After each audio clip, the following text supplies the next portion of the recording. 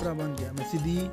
ਸੋ ਪਹਿਲਾਂ ਦੀ ਤਰ੍ਹਾਂ ਫੇਰ ਅੱਜ ਇੱਕ ਛੋਟਾ ਜਿਹਾ ਬਚਨ ਲੈ ਕੇ ਮੈਂ ਤੁਹਾਡੇ ਕੋਲ ਹਾਜ਼ਰ ਹੋਇਆ। ਸੋ ਅੱਜ ਦਾ ਜੋ ਬਚਨ ਹੈ ਪਵਿੱਤਰ ਬਾਈਬਲ ਖੁਦਾਬੰਦ ਖੁਦਾ ਦੀ ਦੇਹ ਦੇ ਅਕੋਰਡਿੰਗ ਬਚਨ ਹੈ ਜੋ ਪਰਮੇਸ਼ਵਰ ਨੇ ਅੱਜ ਦੇ ਦਿਨ ਦੇ ਵਿੱਚ ਮੈਨੂੰ ਦੱਸਿਆ। ਸੋ ਅੱਜ ਮੈਂ ਤੁਹਾਡੇ ਨਾਲ ਸਾਂਝਾ ਕਰਨਾ ਚਾਹੁੰਦਾ ਹਾਂ ਉਸ ਦਿਨ ਦੇ ਬਾਰੇ ਜੋ ਖੁਦਾਬੰਦ ਖੁਦਾ ਨੇ 7ਵਾਂ ਦਿਨ ਸਾਡੀ ਅਤੇ ਸਾਰੇ ਸੰਸਾਰ ਦੇ ਲੋਕਾਂ ਦੀ ਜ਼ਿੰਦਗੀ ਦੇ ਵਿੱਚ ਠਹਿਰਾਇਆ ਕਿ 6 ਦਿਨ ਤੂੰ ਕੰਮ ਕਰੀ, 7ਵੇਂ ਦਿਨ ਤੂੰ ਆਰਾਮ ਕਰੀ ਅਤੇ ਆਪਣੇ ਪਰਮੇਸ਼ਵਰ ਯਹੋਵਾ ਦੀ ਆਰਾਧਨਾ ਕਰੀ। ਸੋ ਉਸ ਦੇ ਵਿਸ਼ੇ 'ਚ ਆਪਾਂ ਗੱਲ ਕਰਾਂਗੇ। ਸੋ ਬਚਨ ਦੇ ਸ਼ੁਰੂ ਹੋਣ ਤੋਂ ਪਹਿਲਾਂ ਛੋਟੀ ਜਿਹੀ ਦੁਆ ਪ੍ਰਾਰਥਨਾ ਕਰਦੇ ਹਾਂ। Hallelujah hallelujah hallelujah. ਇਹ ਖੁਦਾਬੰਦ ਖੁਦਾ ਜਿੰਦਾ ਯਹੋਵਾ ਜੋ ਤੂੰ ਆਪਣੇ ਪਵਿੱਤਰ ਸਵਰਗ ਰਾਜ ਦੇ ਸਿੰਘਾਸਣ ਤੇ ਬੈਠਾ ਹੈ। ਖੁਦਾਬੰਦ ਖੁਦਾ ਆਪਣੇ ਪਿਆਰੇ ਤੇ ਇਕਲੌਤੇ ਪੁੱਤਰ ਮਸੀਹ ਯਿਸੂ ਨਾਸਰੀ ਦੇ ਨਾਮ ਵਿੱਚ ਸਾਡੀ ਦੁਆ ਪ੍ਰਾਰਥਨਾ ਨੂੰ ਸੁਣ ਅਤੇ ਕਬੂਲ ਕਰ। ਖੁਦਾਬੰਦ ਖੁਦਾ ਜੀ, ਮੈਂ ਜਾਣਦਾ ਹਾਂ ਕਿ ਅੱਜ ਦਾ ਜੋ ਬਚਨ ਹੈ ਤੇਰੀ ਦੇਹ ਦਾ ਪਾਇਆ ਹੋਇਆ ਬਚਨ ਹੈ। ਖੁਦਾਬੰਦ ਖੁਦਾ ਜੀ, ਮੈਂ ਵਿਸ਼ਵਾਸ ਕਰਦਾ ਹਾਂ ਅੱਜ ਦਾ ਬਚਨ ਜੋ ਕੁਝ ਜਨ ਸੁਣੇ ਖੁਦਾਬੰਦ ਖੁਦਾ ਅਤੇ ਇਸ 'ਤੇ ਮੰਨਣ ਕਰੇ ਖੁਦਾਬੰਦ ਖੁਦਾ, ਇਹ ਬਚਨ ਉਸਦੀ ਜ਼ਿੰਦਗੀ ਦੇ ਵਿੱਚ ਹਜ਼ਾਰਾਂ ਗੁਣਾ ਬਰਕਤ ਲੈ ਕੇ ਆਵੇਗਾ। ਇਸ ਬਚਨ ਦੇ ਜ਼ਰੀਏ ਖੁਦਾਬੰਦ ਖੁਦਾ ਹਰ ਉਹ ਬੰਦਾ ਜੋ ਇਸ ਬਚਨ ਨੂੰ ਸੁਣਦਾ ਹੈ ਅਤੇ ਹਰ ਉਹ ਪਰਸਨ ਜੋ ਇਸ 'ਤੇ ਮੰਨਣ ਕਰਦਾ ਹੈ ਖੁਦਾਬੰਦ ਖੁਦਾ, ਉਹ ਅਤੇ ਉਸਦਾ ਘਰਾਣਾ ਬਚਾਇਆ ਜਾਵੇਗਾ। ਖੁਦਾਬੰਦ ਖੁਦਾ ਮੇਰੇ ਪਰਮੇਸ਼ਵਰ, ਮੈਂ ਵਿਸ਼ਵਾਸ ਕਰਦਾ ਹਾਂ ਕਿ ਤੁਸੀਂ ਮੇਰੀ ਦੁਆ ਪ੍ਰਾਰਥਨਾ ਨੂੰ ਸੁਣਿਆ ਅਤੇ ਕਬੂਲ ਕੀਤਾ। ਤੁਹਾਡੇ ਪਿਆਰੇ ਤੇ ਇਕਲੌਤੇ ਪੁੱਤਰ ਮਸੀਹ ਯਿਸੂ ਨਾਸਰੀ ਦੇ ਨਾਮ ਦੇ ਵਿੱਚ ਮੰਗ ਲੈਂਦੇ ਹਾਂ। ਆਮੀਨ ਆਮੀਨ ਆਮੀਨ। ਸੋ ਪਵਿੱਤਰ ਬਾਈਬਲ ਦੇ ਵਿੱਚੋਂ ਆਪਾਂ ਓਪਨ ਕਰਦੇ ਹਾਂ ਇਸ ਦਾ ਸਾਰ 5ਵੇਂ ਅਧਿਆਇ ਦੀ 13 ਆਇਤ। ਸੋ ਜਿੱਥੇ ਲਿਖਿਆ ਹੈ 6 ਦਿਨ ਤੂੰ ਮਿਹਨਤ ਕਰ ਅਤੇ ਆਪਣਾ ਸਾਰਾ ਕੰਮ ਧੰਦਾ, ਪਰ 7ਵਾਂ ਦਿਨ ਯਹੋਵਾ ਤੇਰੇ ਪਰਮੇਸ਼ਵਰ ਲਈ ਸਬਤ ਹੈ। ਸੋ ਉਸ ਦਿਨ ਵਿੱਚ ਤੂੰ ਕੋਈ ਤਾਂ ਕੰਮ ਧੰਦਾ ਨਾ ਕਰ। ਸੋ ਅੱਜ ਦਾ ਜੋ ਬਚਨ ਹੈ ਇਹ ਸਾਨੂੰ ਦੱਸਦਾ ਹੈ ਕਿ ਪਰਮੇਸ਼ਵਰ ਨੇ ਸਾਨੂੰ 6 ਦਿਨ ਦੀ ਹਦਾਇਤ ਦਿੱਤੀ, ਕਿਉਂਕਿ ਬਾਈਬਲ ਦੱਸਦੀ ਹੈ ਕਿ ਖੁਦਾਬੰਦ ਖੁਦਾ ਜਿੰਦਾ ਯਹੋਵਾ ਨੇ, ਸੱਚੇ ਪਰਮੇਸ਼ਵਰ ਨੇ ਇਸ ਧਰਤੀ ਦੀ ਸਿਰਜਣਾ 6 ਦਿਨਾਂ ਦੇ ਵਿੱਚ ਹੀ ਕੀਤੀ। 7ਵੇਂ ਦਿਨ ਪਰਮੇਸ਼ਵਰ ਨੇ ਆਰਾਮ ਕੀਤਾ। ਸੋ ਅੱਜ ਆਪਾਂ ਦੇਖਦੇ ਹਾਂ ਕਿ ਸੰਸਾਰ ਦੇ ਵਿੱਚ ਲੋਕ 7ਵਾਂ ਦਿਨ ਜੋ ਪਰਮੇਸ਼ਵਰ ਦਾ ਸਬਤ ਦਾ ਦਿਨ ਹੈ ਉਹ ਵੀ ਮਨਾ ਰਹੇ ਨੇ ਅਤੇ ਕੁਝ ਲੋਕ ਪ੍ਰਭੂ ਯਿਸੂ ਮਸੀਹ ਦੇ ਜੀ ਉੱਠਣ ਦਾ ਦਿਨ ਮਨਾ ਰਹੇ ਨੇ। ਸੋ ਅੱਜ ਮੈਂ ਤੁਹਾਡੇ ਨਾਲ ਇਸ ਤੋਂ ਪਰੇ ਇੱਕ ਦਿਨ ਦੇ ਬਾਰੇ ਗੱਲ ਕਰ ਰਿਹਾ ਹਾਂ ਜੋ ਪਰਮੇਸ਼ਵਰ ਨੇ ਮੈਨੂੰ ਦੱਸਿਆ।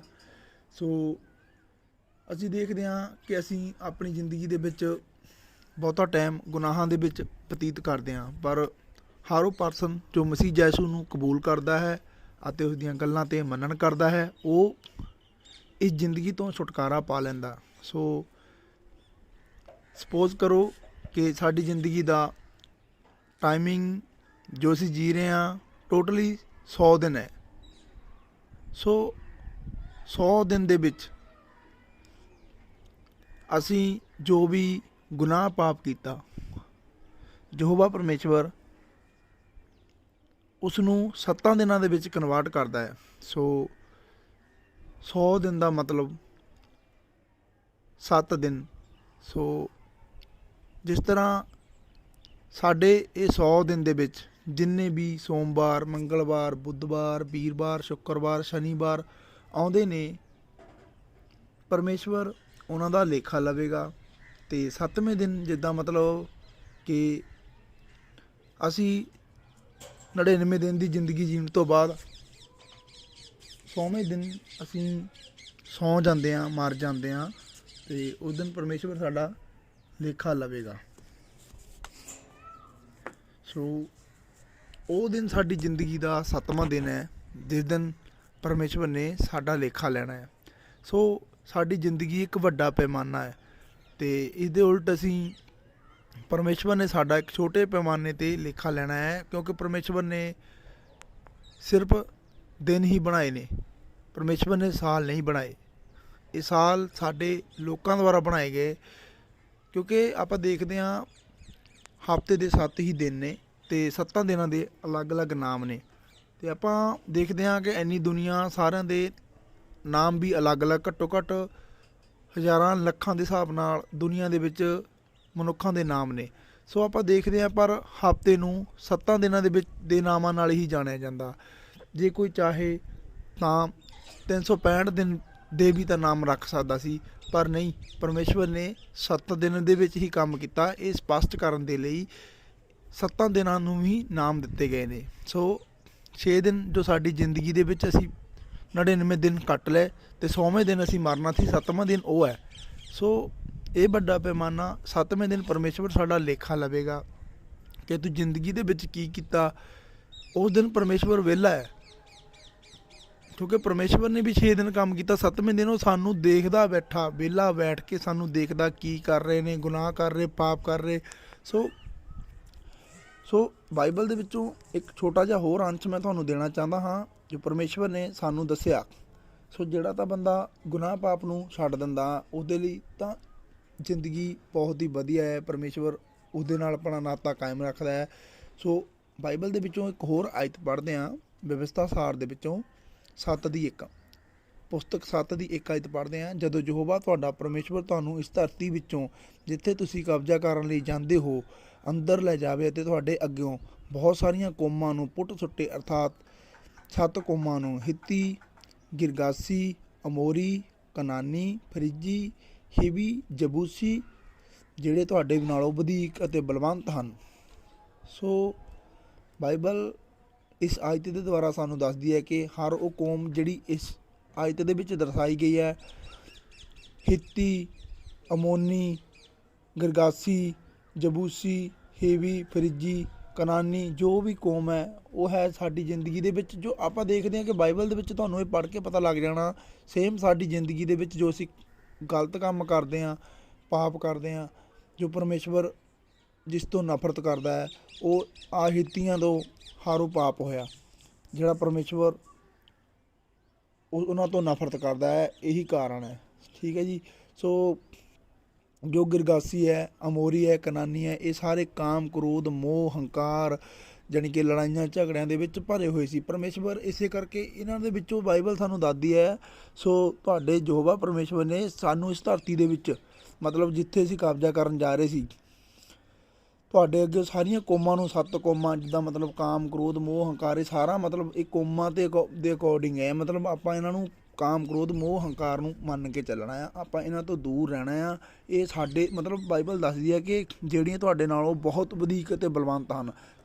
ਸਾਡਾ ਮਤਲਬ ਇਹਨਾਂ ਚੀਜ਼ਾਂ ਦੇ ਉੱਤੇ ਕਾਬੂ ਪਾਉਣਾ ਬਹੁਤ ਹੀ ਮੁਸ਼ਕਿਲ ਹੈ। ਕ੍ਰੋਧ ਦੇ ਉੱਤੇ ਕਾਬੂ ਪਾਉਣਾ ਬਹੁਤ ਮੁਸ਼ਕਿਲ ਹੈ, ਠੀਕ ਆ। ਕਈ ਲੋਕ ਵਿਚਾਰ 'ਚ ਫਸੇ ਆ, ਉਹਨਾਂ ਤੋਂ ਇਸ ਤੋਂ ਛੁਟਕਾਰਾ ਪਾਉਣਾ ਬਹੁਤ ਮੁਸ਼ਕਿਲ ਹੋਇਆ ਪਿਆ, ਠੀਕ ਆ। ਹੋਰ ਵੀ ਕਈ ਕੰਮ ਆ, ਸੰਸਾਰ ਦੇ ਲੋਕ ਸੋਚਦੇ ਆ ਕਿ ਯਾਰ ਇਹ ਅਸੀਂ ਛੱਡ ਹੀ ਨਹੀਂ ਸਕਦੇ। ਸੋ ਪਰਮੇਸ਼ਵਰ ਦੱਸਦਾ ਹੈ ਕਿ ਮੈਂ ਤੁਹਾਨੂੰ ਇਹਨਾਂ ਬਲਵੰਤ ਕੌਮਾਂ ਤੋਂ ਕੱਢ ਕੇ ਲੈ ਕੇ ਆ ਗਿਆ। ਮਤਲਬ ਇਹ ਜਿਹੜੇ ਸੰਸਾਰ ਦੇ ਗੁਨਾਹ ਪਾਪ ਆ, ਇਹਨਾਂ ਤੋਂ ਪਰਮੇਸ਼ਵਰ ਸਾਨੂੰ ਛੁਡਾ ਕੇ ਲੈ ਗਿਆ। ਪਰ ਪਰਮੇਸ਼ਵਰ ਅੱਗੇ ਬਾਈਬਲ ਦੇ ਵਿੱਚ ਹੋਰ ਦੱਸਦਾ, 7 ਦਿਨ ਦਾ ਬਹੁਤ ਵੱਡਾ ਰਹੱਸ ਹੈ। ਸੋ ਬਾਈਬਲ ਦੇ ਵਿੱਚ ਅੱਗੇ ਲਿਖਿਆ, ਵਿਵਸਥਾ ਸਾਰ ਦੀ ਪੁਸਤਕ ਦੇ ਵਿੱਚ 16:3-4 ਆਇਤ, ਤੁਸੀਂ ਉਹਦੇ ਨਾਲ ਖਮੀਰ ਨਾ ਖਾਇਓ, 7 ਦਿਨ ਉਹਦੇ ਨਾਲ ਪਤੀਰੀ ਰੋਟੀ, ਜਿਹੜੀ ਦੁੱਖ ਦੀ ਰੋਟੀ ਹੈ, ਖਾਇਓ, ਕਿਉਂ ਜੋ ਮਿਸਰ ਦੇਸ਼ ਤੋਂ ਤੁਰੰਤ ਤੁਸੀਂ ਮਿਸਰ ਦੇਸ਼ ਤੋਂ ਤੁਰੰਤ ਫੁਰਤੀ ਨਾਲ ਨਿਕਲ ਆਏ। ਸੋ ਬਾਈਬਲ ਤੁਹਾਨੂੰ ਦੱਸਦੀ ਹੈ ਕਿ ਪਰਮੇਸ਼ਵਰ ਕਹਿ ਰਿਹਾ ਕਿ ਖਮੀਰੀ ਰੋਟੀ ਤੁਸੀਂ ਵਾਪਸ ਨਾ ਖਾਇਓ, ਖਮੀਰ ਨਾ ਖਾਇਓ, 7 ਦਿਨ ਤੁਸੀਂ ਕਹਿੰਦਾ ਪਤੀਰੀ ਰੋਟੀ ਖਾਇਓ, ਦੁੱਖ ਦੀ ਰੋਟੀ। ਸੋ ਜਿਹਦੇ ਕਰਕੇ ਜਿੱਦਾਂ ਮਤਲਬ ਹੁਣ ਇਹਦੇ ਬਾਰੇ ਮੈਂ ਤੁਹਾਨੂੰ ਦੱਸਣਾ ਚਾਹੁੰਦਾ ਹਾਂ, ਇੱਕ ਬਹੁਤ ਹੀ ਵੱਡਾ ਸਾਡਾ ਸਹਾਰਾ ਜੋ ਸਾਨੂੰ ਇਸ ਸੰਸਾਰ ਦੇ ਵਿੱਚੋਂ ਕੱਢ ਕੇ ਲੈ ਆਇਆ, ਯਿਸੂ ਮਸੀਹ, ਉਹਦੇ ਬਾਰੇ, ਜੋ 7ਵੇਂ ਦਿਨ ਸਾਡੇ ਲਈ ਦੁਬਾਰਾ ਜਨਮਿਆ, ਸਾਡੇ ਲਈ ਦੁਬਾਰਾ ਵਾਪਸ ਆਇਆ, ਮੁਰਦਿਆਂ ਦੇ ਵਿੱਚੋਂ ਫਿਰ ਸਾਡੇ ਲਈ ਆਇਆ। ਸੋ ਉਸ ਤੋਂ ਪਹਿਲਾਂ ਮੈਂ ਤੁਹਾਨੂੰ ਦੱਸਦਾ ਕਿ ਪਰਮੇਸ਼ਵਰ ਸਾਨੂੰ ਕਹਿੰਦਾ ਕਿ ਤੁਸੀਂ ਉਹ ਪਾਪ ਦੀ ਰੋਟੀ ਦੁਬਾਰਾ ਨਾ ਖਾਓ, ਪਾਪ ਦੇ ਵਿੱਚ ਨਾ ਜਾਓ, ਕਿਉਂਕਿ ਪਰਮੇਸ਼ਵਰ ਸਾਨੂੰ ਕਹਿੰਦਾ ਤੁਹਾਨੂੰ ਫੁਰਤੀ ਦੇ ਨਾਲ ਉੱਥੋਂ ਕੱਢ ਕੇ ਲੈ ਕੇ ਆਇਆ, ਫੁਰਤੀ ਦੇ ਨਾਲ। ਜੇ ਅਸੀਂ ਚਤਰ ਨਹੀਂ ਹੈਗੇ ਨਾ, ਮਤਲਬ ਫੁਰਤੀ ਦਾ ਕਹਿਣ ਦਾ ਮਤਲਬ ਅਸੀਂ ਆਪਣੇ ਆਪ ਚਤੰਨ ਰਹਿਣਾ ਆ ਕਿ ਪਰਮੇਸ਼ਵਰ ਸਾਨੂੰ ਕੱਢ ਸਕੇ ਗੁਨਾਹ ਦੇ ਵਿੱਚੋਂ। ਪਰਮੇਸ਼ਵਰ ਨੇ ਉਹਨਾਂ ਨੂੰ ਵੀ ਕਿਹਾ ਸੀ, ਕਹਿੰਦਾ ਤੁਸੀਂ ਮਿਸਰ ਦੇਸ਼ ਤੋਂ ਤੁਰੰਤ ਫੁਰਤ ਨਿਕਲ ਆਏ। ਆਪਾਂ ਨੂੰ ਫੁਰਤੀਲੇ ਹੋਣਾ ਪੈਣਾ ਹੈ, ਇਸ ਗੁਨਾਹ ਪਾਪ ਤੋਂ ਨਿਕਲਣ ਦੇ ਲਈ ਫੁਰਤੀਲੇ ਹੋਣਾ ਪੈਣਾ ਹੈ। ਆਪਣੀ ਬੁੱਧੀ ਨੂੰ ਕੰਟਰੋਲ ਦੇ ਵਿੱਚ ਰੱਖਣਾ ਪੈਣਾ ਕਿ ਮੈਂ ਕਿਤੇ ਗੁਨਾਹ ਪਾਪ ਵੱਲ ਤਾਂ ਨਹੀਂ ਜਾ ਰਿਹਾ। 24 ਘੰਟੇ ਤਿਆਰ ਰਹਿਣਾ ਚਾਹੀਦਾ ਪਰਮੇਸ਼ਵਰ ਦੇ ਰਾਜ ਵੱਲ ਨੂੰ। ਤਾਂ ਅਸੀਂ ਜਦੋਂ ਇੱਥੋਂ ਨਿਕਲ ਜਾਂਦੇ ਹਾਂ ਤਾਂ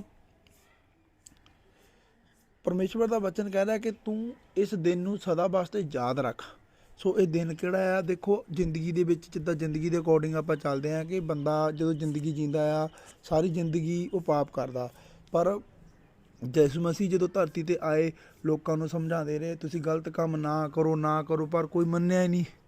ਪ੍ਰਭੂ ਯਿਸੂ ਮਸੀਹ ਨੇ ਬੜੀ ਦੁਹਾਈ ਦਿੱਤੀ ਹੈ ਨਾ, ਬੜੇ ਚਮਤਕਾਰ ਕਰਕੇ ਵੀ ਦੱਸੇ ਕਿ ਮੈਂ ਪਰਮੇਸ਼ਵਰ ਵੱਲੋਂ ਭੇਜਿਆ ਗਿਆ ਹਾਂ, ਪਰਮੇਸ਼ਵਰ ਨੇ ਮੈਨੂੰ ਭੇਜਿਆ ਕਿ ਮੈਂ ਤੁਹਾਨੂੰ ਰਾਹ ਦੱਸਾਂ, ਤੁਸੀਂ ਮੇਰੇ 'ਤੇ ਵਿਸ਼ਵਾਸ ਕਰੋ, ਪਰ ਕਿਸੇ ਨੇ ਵਿਸ਼ਵਾਸ ਨਹੀਂ ਕੀਤਾ। ਸੋ ਉਹ ਵੀ ਹਫ਼ਤੇ ਦੇ 5ਵੇਂ ਦਿਨ ਕਰੂਸ 'ਤੇ ਚੜ੍ਹਾਇਆ ਗਿਆ। ਦੇਖੋ ਹੁਣ ਆਪਾਂ ਦੇਖਦੇ ਹਾਂ ਜਦੋਂ ਕੋਈ ਬੰਦਾ ਮਰਦਾ ਆ ਆਪਾਂ ਉਹਦਾ ਸਨ ਲਿਖਦੇ ਹਾਂ ਨਾਲ ਵੀ ਇੰਨੀ ਜ਼ਿੰਦਗੀ ਜੀ ਕੇ ਉਹ ਮਰ ਗਿਆ, ਜਾਂ 35 ਸਾਲਾਂ ਬਾਅਦ ਉਹ ਮਰ ਗਿਆ। ਜਿੱਦਾਂ ਆਪਾਂ ਕੋਈ ਵੀ ਦੇਖਦੇ ਹਾਂ ਅਤੇ ਕੋਈ ਨਾ ਕੋਈ ਆਪਾਂ ਇੱਕ ਅਲੱਗ ਜਿਹਾ ਰੱਖਦੇ ਹਾਂ, ਜਿੱਦਾਂ ਲੈ ਲਓ ਕਿ ਜਿੱਦਾਂ ਹੁਣ ਪੰਜਾਬ ਦੇ ਵਿੱਚ ਆਪਾਂ ਗੱਲ ਕਰਦੇ ਹਾਂ ਗੁਰੂ ਨਾਨਕ ਦੇਵ ਜੀ ਬਾਰੇ। ਸੋ ਜਿਨ੍ਹਾਂ ਦਾ ਲਿਖਿਆ ਕਿ 1469 ਈਸਵੀ ਦੇ ਵਿੱਚ ਉਹਨਾਂ ਦਾ ਬਰਥ ਹੋਇਆ ਅਤੇ 1539 ਦੇ ਵਿੱਚ ਉਹਨਾਂ ਦੀ ਡੈਥ ਹੋ ਗਈ। ਸੋ ਇੱਦਾਂ ਮਤਲਬ ਕਿ ਇੱਕ ਅਲੱਗ ਜਿਹਾ ਲਿਖਦੇ ਹਾਂ, ਪਰ ਯਿਸੂ ਮਸੀਹ ਦਾ ਦੱਸਿਆ ਗਿਆ ਕਿ ਉਹ ਹਫ਼ਤੇ ਦੇ 5ਵੇਂ ਦਿਨ ਕਰੂਸ 'ਤੇ ਚੜ੍ਹਾਏ ਗਏ। ਸਿਰਫ ਹਫ਼ਤਾ ਹੀ ਦੱਸਿਆ ਗਿਆ, ਕਿਉਂਕਿ ਹਫ਼ਤਾ ਹੀ ਸਾਡੀ ਜ਼ਿੰਦਗੀ ਦਾ ਲੇਖਾ ਹੈ। ਕਿਸੇ ਨੇ ਸਾਲ ਦਾ ਲੇਖਾ ਨਹੀਂ ਦੇਣਾ, ਕਿਸੇ ਨੇ ਉਮਰਾਂ ਦਾ ਲੇਖਾ ਨਹੀਂ ਦੇਣਾ। ਪਰਮੇਸ਼ਵਰ ਨੇ ਸਾਨੂੰ ਵੱਡੇ ਪੈਮਾਨੇ ਤੋਂ ਛੋਟੇ ਦੇ ਵਿੱਚ ਕਨਵਰਟ ਕਰਨਾ ਆ। ਸੋ ਸ਼ੁੱਕਰਵਾਰ ਵਾਲੇ ਦਿਨ ਜਿੱਦਾਂ ਅਸੀਂ ਸਾਰੀ ਜ਼ਿੰਦਗੀ ਗਲਤ ਕੰਮ ਕਰਦੇ ਹਾਂ, ਯਿਸੂ ਮਸੀਹ ਸ਼ੁੱਕਰਵਾਰ ਵਾਲੇ ਦਿਨ ਸਾਡੇ ਲਈ ਕਰੂਸ 'ਤੇ ਚੜ੍ਹਾਏ ਗਏ। ਸੋ 3 ਦਿਨ ਜਿਨ੍ਹਾਂ ਨੇ ਯਾਦ ਕੀਤਾ ਕਿ ਯਾਰ ਉਹ ਸਾਡੇ ਲਈ ਮਸੀਹਾ ਆਇਆ ਸੀ, ਉਹ ਸਾਨੂੰ ਇਹਨਾਂ ਗੁਨਾਹਾਂ ਤੋਂ ਛੁਡਾਉਣ ਦੇ ਲਈ ਆਇਆ ਸੀ, ਪਾਪ ਦੀ ਤੌਬਾ ਕਰਵਾਉਣ ਦੇ ਲਈ ਆਇਆ ਸੀ।